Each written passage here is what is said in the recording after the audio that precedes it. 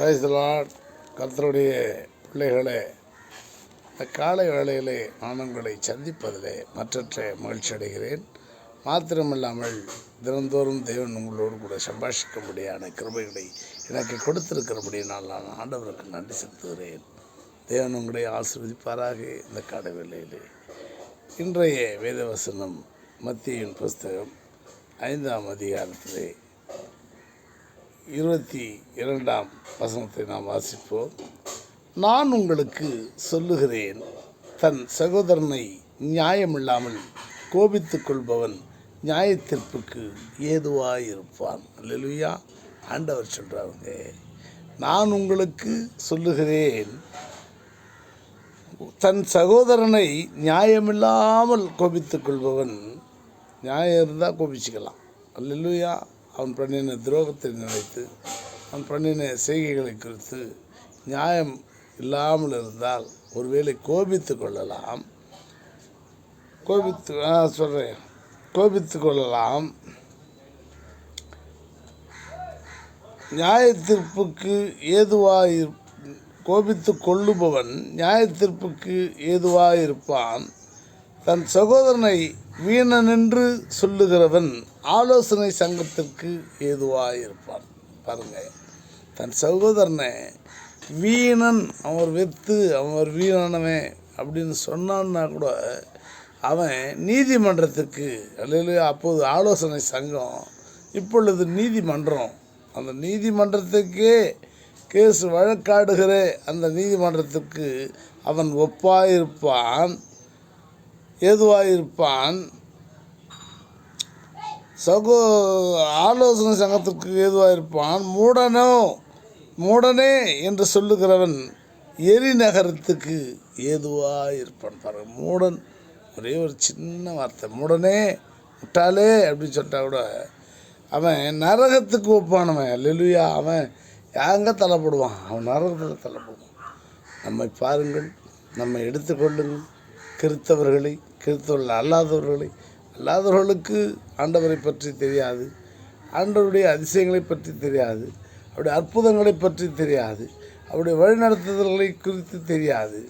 ஆனால் எல்லாவற்றையும் தெரிந்த நாமோ இப்பொழுது என்னென்ன வார்த்தைகளை நம் வாயிலிருந்து உபயோகிக்கிறோம் என்பதை நீங்கள் அறிந்திருக்கிறீர்கள்.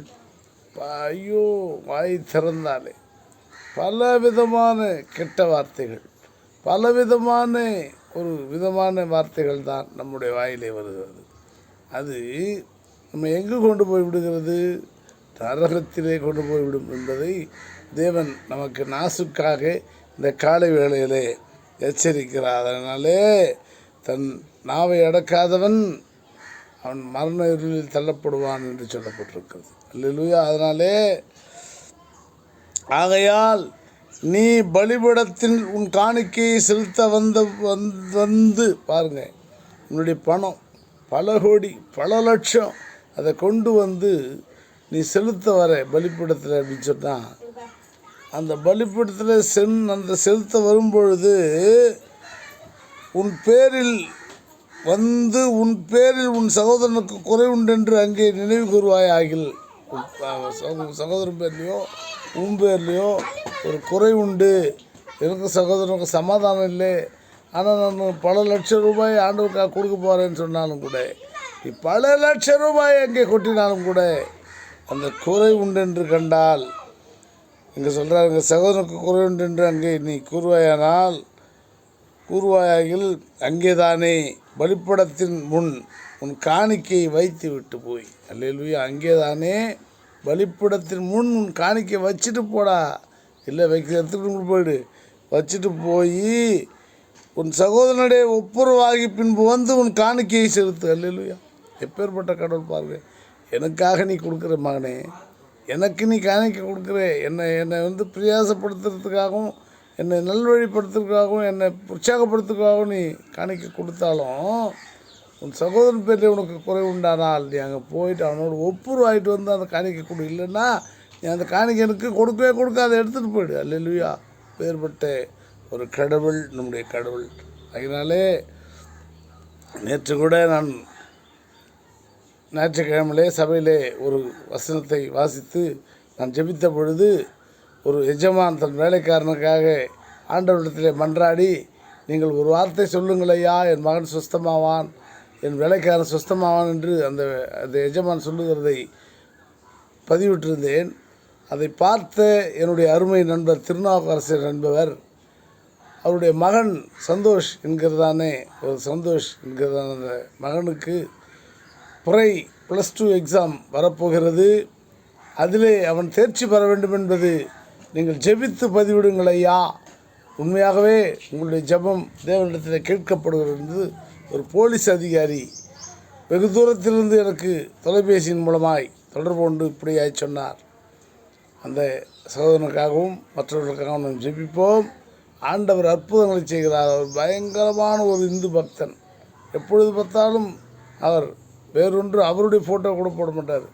இந்து கடவுள்களுடைய ஃபோட்டோக்களை போட்டு பிரம்மாண்டமாக செய்பவர். ஆனால் ஜபத்தின் மீது அவருக்கு உள்ள நம்பிக்கை வீண் போகாது என்பதை இப்பொழுது அவர் புரிந்து கொள்வார். அவர் புரிந்து கொண்டதினாலே தான் அவர் கேட்டார். இருந்தாலும் அவருடைய விசுவாசத்தை ஆண்டவர் பார்க்கிறார். நாம் ஜெபிப்போம்.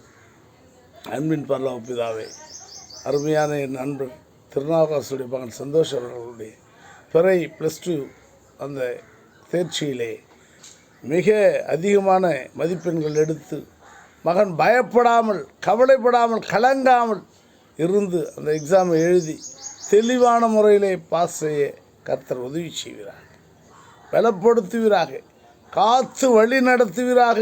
உமக்காய் உதவுகிற ஒரு குடும்பம், உமக்காய் காணிக்கை கொடுக்கிறதான ஒரு குடும்பம் கொடுத்திருக்கிறார்கள். அதற்காக நான் நன்றி செலுத்துகிறேன். அவளை ஆசீர்வதி பலப்படுத்தும். இந்த குடும்பத்தை மாவும் தண்ணியும் குறைவிடாமல் காத்துக்கொள்ளும்.